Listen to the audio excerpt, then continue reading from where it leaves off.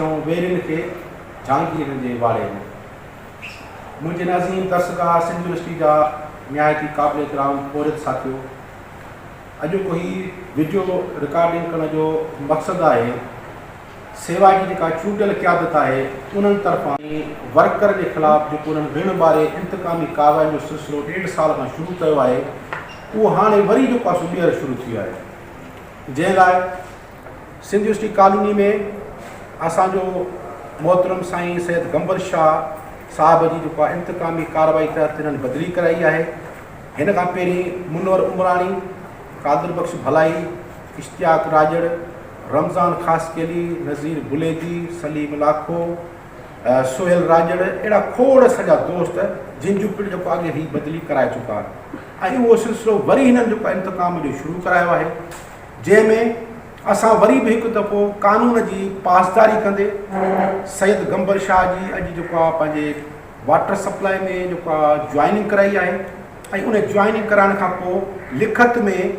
जेको ख़त सैयद गंबर शाह सां गॾिजी करे असां अॼु रजिस्ट्रार साहब खे जेको आहे सो हथोत ॾिनो आहे ऐं उन में सैयद गंबर शाह हिकिड़ी शइ वाज़े तौरु लिखी आहे त ही इंतकामी कार्रवाई तहत सेवा जे उहिदेदारनि जेको आहे हुनजी बदिली कराई आहे। असां बि हिनखे सम्झूं था इंतकामी कार्रवाई तहत बदिली कराई आहे, जंहिंमें हिननि पहिरीं बि जेको आहे सैयद गंबर शाह खे कॉलोनी में मौतमार धमकियूं ऐं बदअख़लाक़ी कई आहे, जंहिंजी असां सख़्तु लफ़्ज़ में मज़म्मत कयूं था ऐं रजिस्ट्रार साहिब सां मुलाक़ात खां पोइ रजिस्ट्रार साहिब असांखे इहा यकीन दहानी कराई आहे त मूंखे 2-3 ॾींहं छॾियो त मां हिन मामले खे ॾिसां त जेको आहे सो इहो बदिली जेका थी आहे इनजी आउं बदिली वापसि ज़रूरु कंदुसि। ऐं असां बि इन शइ जो वेट कयूं था, इंतज़ारु कयूं था त असां उमेदु कयूं था त रजिस्ट्रार साहिबु जेको ही इंतकामी कार्रवाई थी आहे उनखे जेको आहे सो ख़तमु करण लाइ सैयद गंबर शाह खे वरी वापसि जेको आहे पंहिंजी साॻी जॻह ते जेको आहे सो रखंदो ऐं गॾोगॾु फेडरेशन जे क़यादत खे बि जेके असांजा मुख़्तलिफ़ यूनिवर्सिटी में जेका नुमाइंदा वेठा आहिनि उन्हनि खे बि पिण आऊं इहा गुज़ारिश थो कयां निमाणी त ख़ुदारा हिते जेको फेडरेशन जो चेयरमैन जेको तव्हां चूंडियो आहे मोहम्मद अली घांगरो, जेको मुलाज़िम जा कमु करण बजाए सिर्फ़ु ज़ाती कमु वठे थो, जिन असां वटि सबूत असां अॻ में पेश करे चुका आहियूं ऐं असां अॻिते भली जेको आहे उनजा सबूत पेश कंदासीं, पर अहिड़ो न आहिनि ऐं जाहिल माण्हू जेको सिर्फ़ु ज़ाती तौर ते जेको आहे इंतकामी कार्रवाई करे बजाए मुलाज़िम जा कमु कार करण खां हू जेको आहे मुलाज़िम सां इंतकामी कार्रवाई करे थो त फिलफोर इन चेयरमैन तां हिनखे हटायो वञे ऐं सिंध यूनिवर्सिटी में ही मुकमल तौरु नाकाम थी चुको आहे। मुलाज़िम जा के बि कमकार कोन पिया थियनि ऐं सिर्फ़ु ज़ाती कमु कराए पियो। उन लाइ ऐं फेडरेशन जे उन सभिनी दोस्तनि खे बि इहा पुरज़ोर अपील कयां थो त ख़ुदारा असांजी सेवा खे बचाए वञे ऐं असांजी हीअ सेवा जी बॉडी जेका आहे इनखे बाक़ी चंद के महीना बचाइनि त वधीक को नुक़सानु मुलाज़िम जो थिए ऐं मुलाज़िम सां इंतकामी कार्रवाई थियनि। बिल्कुलु असांजी यूनिवर्सिटी जी मुलाज़िम जल्द बॉडी घुराए बॉडी टोड़े इलेक्शन ऐलान कयो। ॿी सूरत में असां हिते इख़्तिलाफ़ जो किरदारु अदा कयूं थो वञे जेको असांजी नुमाइंदी राइट आहे ऐं अॻिते बि जेकॾहिं असांजो पदार्थ न थियो त पोइ असां वरी ॿीहर मुलाज़िम सां राब्ता मुंहुं शुरू करे ऐं हिन सेवा जी क़यादत ख़िलाफ़ु भरपूर मज़ामत कंदासीं ऐं असां इहा जेको आहे सो मुलाज़िमनि खे बि गुज़ारिश कंदासीं त हाणे हिन जो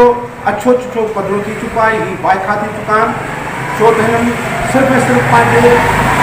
ज़ाती कम खे तरजीह आहे, मुलाज़िम जे कम खे का बि तरजीह न ॾिनी आहे। तव्हां ॾिसो त वॾा जेके कम आहिनि उहे त पंहिंजी जाइ ते, पर सिंध यूनिवर्सिटी जे जेको स्टेशन खां ईंदड़ कॉलोनी में जेको रोड आहे सो बंदि पियो आहे, उन ते बि का बि हिन जी का इंतिज़ामिया खां का घुर कोन्हे का, या उन सां गॾोगॾु सिंधला जी रोड आहे या IT खां ईंदड़ AC2 जेको रोड आहे, 10% जेको गवर्नमेंट पघार वधाई आहे उन ते बि को बि हिननि अमल न करायो आहे। प्री एंट्री टेस्ट खे 11 महीना थिया आहिनि उन ते बि को अमल न करायो आहे। साल थी वियो आहे असांजे मुलाज़िम जे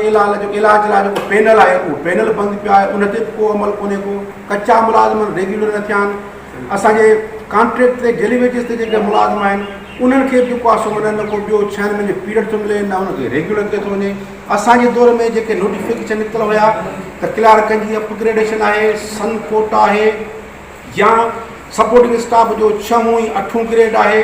उन ते को अमल ना है। लाइब्रेरी असिस्टेंट वीचारा दोस्त वेठा आहिनि इन आश्रय में, उन्हनि खे ग्रेड कोन मिलियो आहे। लेब असिस्टेंट जा दोस्त जेके असांजे वेठा आहिनि ग्रेड उन्हनि खे को ग्रेड न मिलियो आहे।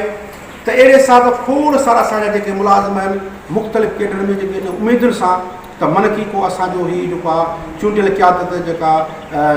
तब्दीली जो नारो हणी आई आहे त को असांजे जेको आहे असांजा